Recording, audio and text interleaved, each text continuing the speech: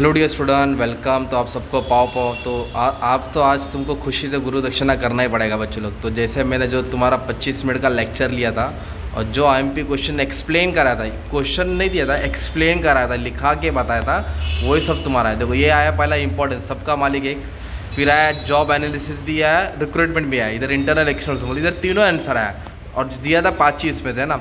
फिर इधर तुम्हारा क्या है, ह्यूमन रिसोर्स डेवलपमेंट का फंक्शन, तो मैंने बोला था ना एचआरएम का ही फंक्शन लिखना है। फिर सक्सेशन प्लानिंग, नीड बोले तो इंपॉर्टेंस को घुमा फिरा के तुम लोग लिख सकते थे, ओके।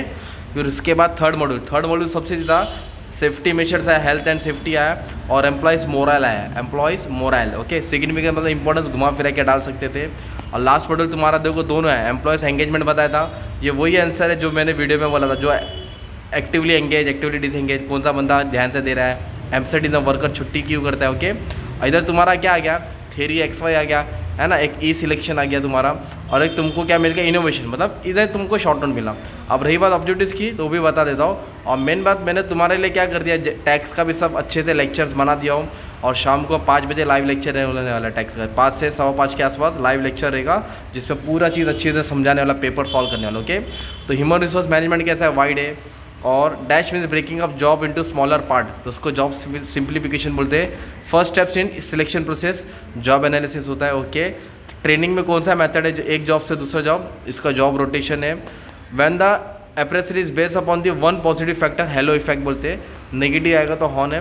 काउंसलिंग कैसा होता है, डायरेक्टिव इफेक्ट होता है, काउंसलिंग डायरेक्ट होता है, ओके, डायरेक्टिव होता है। ट्रांसफॉर्मेशन लीडर मैनेजर आप प्रोएक्टिव होता है। इमोशनल क्वेश्चन किसने दिया था, डैनियल ने दिया था, ओके। इनजस्टिस बोला तो ग्रीवेंस होता है, कंप्लेंट होता है। फिर इधर क्या बोला है तुमको, इनोवेटिव कल्चर इसे दैट वर्क एनवायरनमेंट आएगा, या वर्क एथिक्स, तो वर्क इसका एनवायरनमेंट लग रहा है, इसका डाउट लग रहा है आंसर कमेंट में डाल देना। Dash related collecting storing data, human resource information system, ये आंसर में नहीं आया, ऑब्जेक्टिव्स में आया। कंपिटेंसी स्केलिंग इसका आंसर है, स्केलिंग वाला है।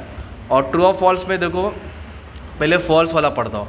Human resource planning involves estimating size and composition of employees needed in the organization. Human resource planning involves estimating size and composition of employee needed in the organization. ये भी true है भाई, first वाला भी true है।